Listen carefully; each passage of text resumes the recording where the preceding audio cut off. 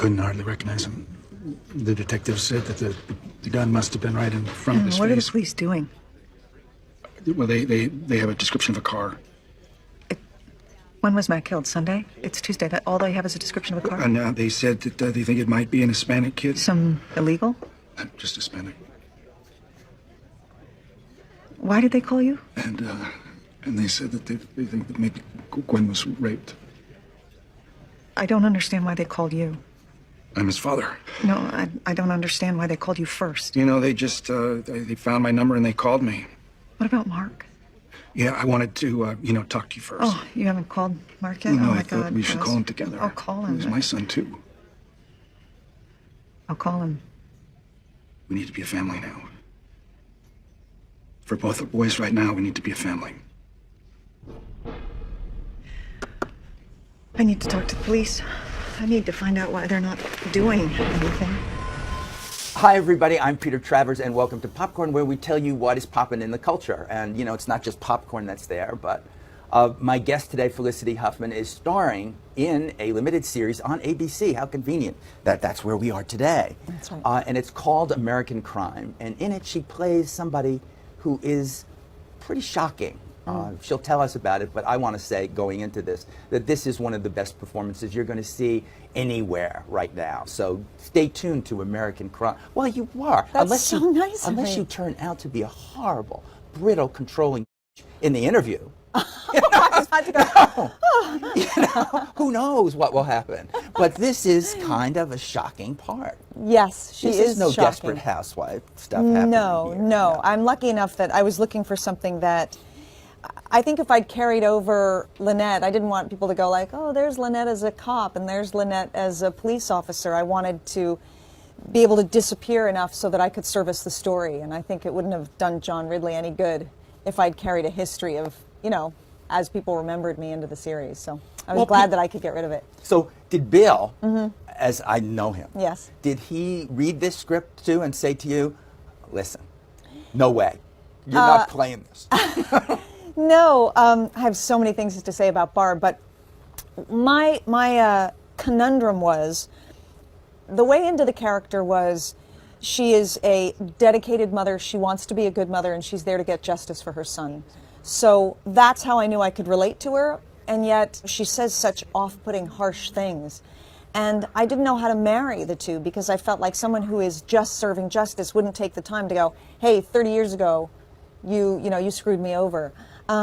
And he said, no, it's all in line. She's doing one thing. She's there to get justice for her son. Anything else that gets in the way, she pushes it aside and moves forward. And that helped me because her motivations are noble. How they manifest are harsh. But she's trying to do the best she can. I don't want to do spoilers, but it happens right away in the show that we know that Barb's son has been killed in a home invasion. That's right. And the suspects in this case, the race angle enters into it. Yes. Because they're either Hispanic or black or something is going on with this, and they're looking. You and your ex-husband played really well by Timothy Hutton. Timothy Hutton's so good. Yeah. You're so mean to her. Well, okay, You but are. he was such a jerk. He was a jerk. He was gambling away all the money. I mean, to leave your young wife and her 2 young children destitute with no money and then be off gambling and living the high life Hell with and then him. abandoning them forever. I'm sorry I said those good words. Yeah, he's not. And yet you could see from the poster, too, what's going on there. I know. Isn't that a great poster? That tension is there, and yet the two of you are united trying to find out who did this. Yes. The DP on this, it was the rap party, and he came and said, I thought you guys hated each other because you never talked to each other on set, and I thought you couldn't stand each other. We were like, no, we just had to concentrate on what we were doing. You started in the theater, didn't you? Yeah, as a matter of fact, I'm doing a play right now in and Los Angeles. And here I think that which you is were an right with me oxymoron. here in New York. A play, yes it is. Yeah, A play in Los LA. Angeles. Would it be by David Mamet? It would be by David Mamet. Wow, it's a shock. He called up and said, you want to do a play? And I said, is it yours? And he said, yeah. And I said, absolutely. I think you said in one speech, I really appreciated Aaron Sorkin for seeing me in David Mamet's play, so he would cast me. You're really good. You're really good. I'm getting my you work is can done sort here. of thread it together. It's true. I was doing a David Mamet play at the Atlantic Theater Company, and Aaron Sorkin came, and that's why I got to audition for Sports Night, which is what started me out. And I'm still on ABC. Sports Night, Desperate Housewives, American Crime. And They now just popcorn. can't get rid of. And now you're here. popcorn. You just forget other networks. It's just not I going will. to happen. Yeah. It's just going to be this. Part of that other speech you said, and I've never asked Bill this when I've interviewed him, but you said, I want to thank my husband, William H. Macy, because he, when I was 22 and chubby, with hair and glasses, took me out to a cow pasture, kissed me, and asked me to marry him. Yes. What is that cow pasture? Where did that happen? We Cow were in pasture? Vermont. It was with the Atlantic Theater Company. We do plays in Vermont in the summer.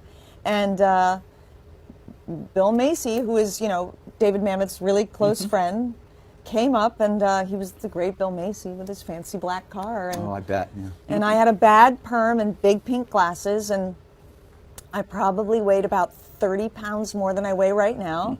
And it never occurred to me. And he was like, let's go look at the barn from that cow pasture late at night. And I was like, okay, I'll do anything with William H. Macy. And I went up there and he kissed me, and you could have blown me over with a feather. So you were easy. It was just Oh my God! just Yes. the fame For whore. him, It yes. was just that he had done Mamet. Oh, and that was going well, to no, be. he was. Yes, I just knew he was brilliant. Yeah. Well, when I've talked to him about you, he's always said, "Yeah, it is a great marriage, but she turned me down so many times I can't remember." He told you He that? told me that. He just spilled. Are you lying? Not at all. I would never lie. He said it was a turn down. I was so scared of getting married that I said, I think twice I turned him down. Was it twice? Well, he exaggerated. Yeah, well, never let the truth get in the way of a good story. No, we don't ever really want that. No. Flicka is, of course, what Bill and other people in your life call you.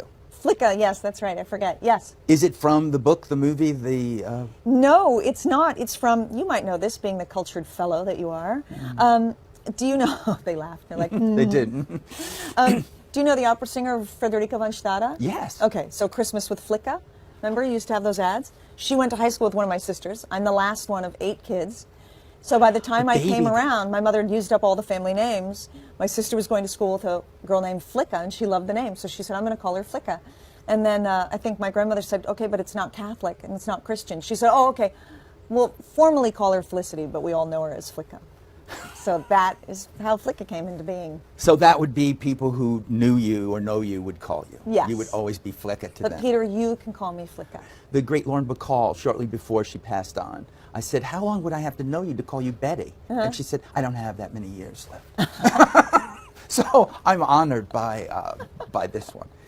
You're so good in Transamerica. Did that shake you in some way when that happened, when you got that part and approached it and people said, you did good, Flicka, you did good? I first of all, I have to give credit to Duncan Tucker, because he's the one that presaged all this transgender stuff, and that was 10 years ago. And I was just lucky enough to sort of ride his coattails on it. And it did rock me because I didn't know anything about transgendered people. And, I thought of them as marginalized and other, and I left going, oh my gosh, I so admire them and they're so brave. And when the movie hit and I did get those accolades, yeah, it was awesome. Are you kidding me? I mean, you start out acting when you're younger going, maybe someday. So that by the time it came along, it was just so, I couldn't believe it was happening. Yeah, it was fabulous. So when you look at yourself in this, is there a scene, a moment in this that you've seen where you can look at you and say, that came out close to what I wanted it to be? I was okay with me in that particular scene. There was one moment, I think it's in a scene when we're getting out of the car, and Tim is trying to talk to me, and I did one gesture of, I went like that. Like, I don't have time to talk to you. You're getting in the way of my objective, which is to, get justice for my son. And for some reason, I liked that moment. Yeah, that kind of, get out of my way. You're out. Wow. Well, we're all going to be watching all 11 episodes of this. Oh, I hope so. We are. We know you can't start. You can't and not stop, you have right? to keep doing it. It's part of the binge world. But this show, and I'm sure Bill didn't tell you, but it always ends in song.